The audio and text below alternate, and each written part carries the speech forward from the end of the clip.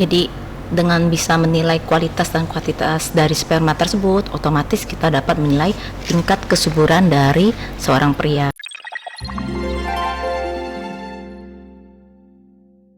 Assalamualaikum warahmatullahi wabarakatuh. Berjumpa kembali di podcast BBLK Palembang. BBLK Palembang, Layanan cepat, andal, hasil akurat. pada kesempatan berbahagia ini telah hadir di tengah-tengah kita Dr. Periana SPPK. Beliau merupakan dosen di Fakultas Kedokteran Universitas Sriwijaya. Beliau juga bertugas sebagai dokter di RSMH Palembang. Dan di BBLK Palembang, beliau bertindak sebagai manajer teknis. Kita sapa dulu mungkin ya, Via. Iya. Selamat siang, dokter. Siang. Jadi dokter, kita pada kesempatan ini kita akan mengusung tema tentang pemeriksaan analisa sperma. Jadi mungkin dokter bisa menjelaskan kepada sahabat BBLK tentang apa itu pemeriksaan analisa sperma, dok. Oke, jadi kalau kita bicara pemeriksaan analisis sperma berarti kita menilai kuantitas dan kualitas dari sperma. Jadi kita menilai jumlahnya apakah cukup atau tidak. Kemudian dari kualitas kita bisa menilai satu bentuknya. Jadi morfologi dari sperma yang ada kepala, bagian tengah yang kita kenal dengan midpiece dan juga ekor, apakah bentuknya normal atau tidak.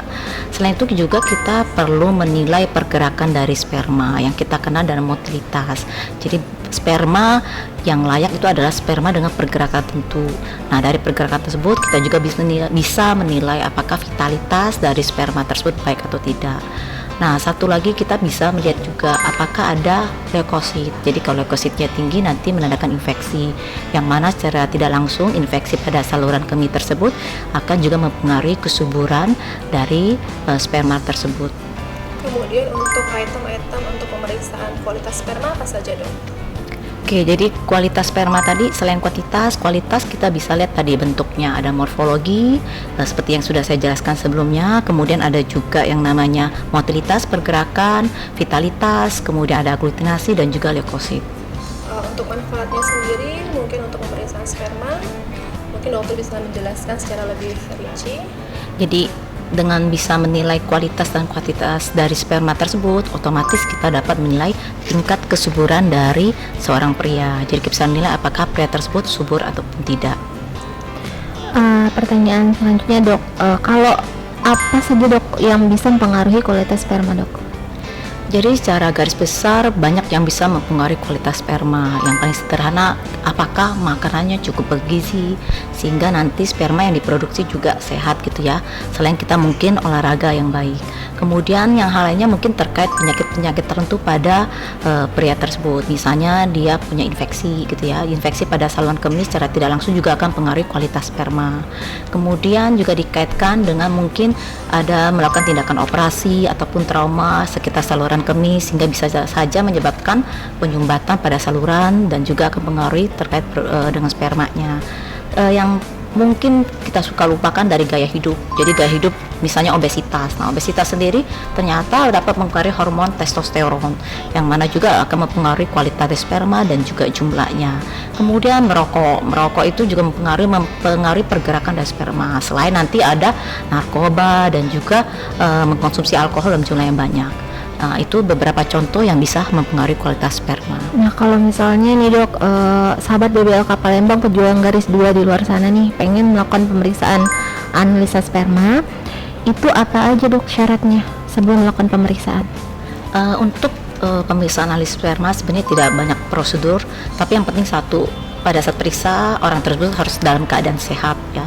Yang kedua, tidak berhubungan seksual atau abstinensia minimal 48 jam atau 2 hari sampai 7 hari.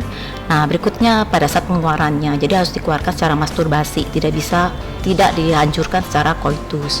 Nah, kalau memang harus dikeluarkan di luar lab tempat pemeriksaan, maka harus diantar secepatnya kurang dari 30 menit ke lab tempat pemeriksaan tersebut. Kemudian mungkin terkait mitos atau fakta nih, dok, kalau misalnya kita menyimpan ponsel di saku celana itu apa bisa itu mengakibatkan infertilitas atau kemandulan?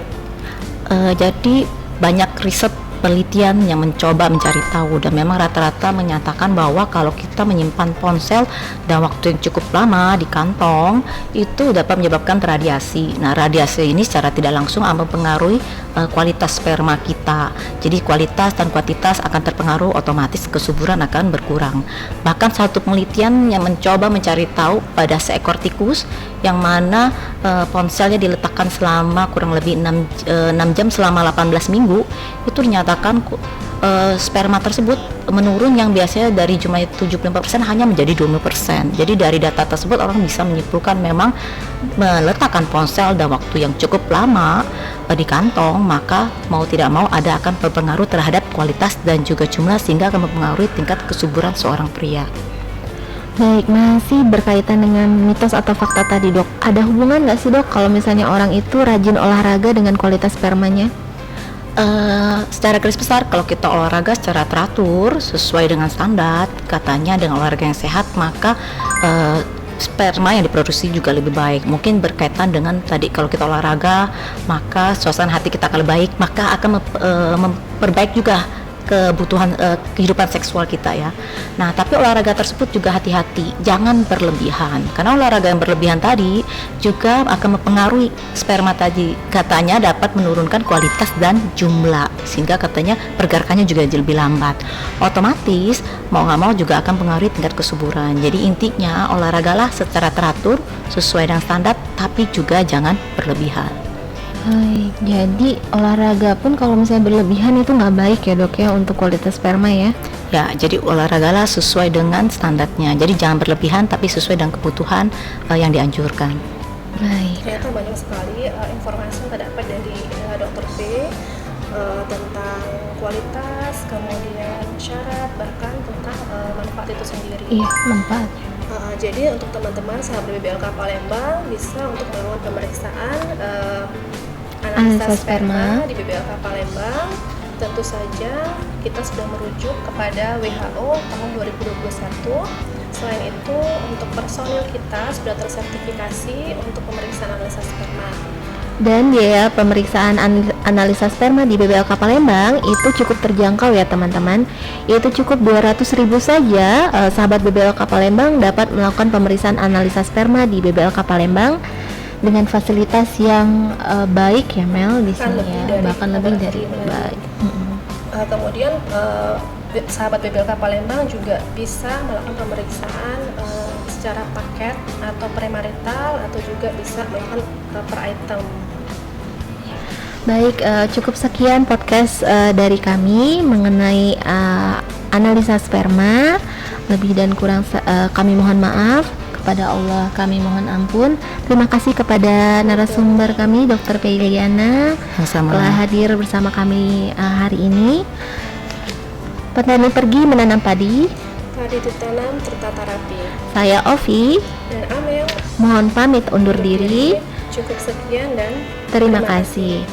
Sampai jumpa di podcast BBLK Palembang selanjutnya. BBLK Palembang, layanan cepat, andal, hasil akurat. Assalamualaikum warahmatullahi wabarakatuh.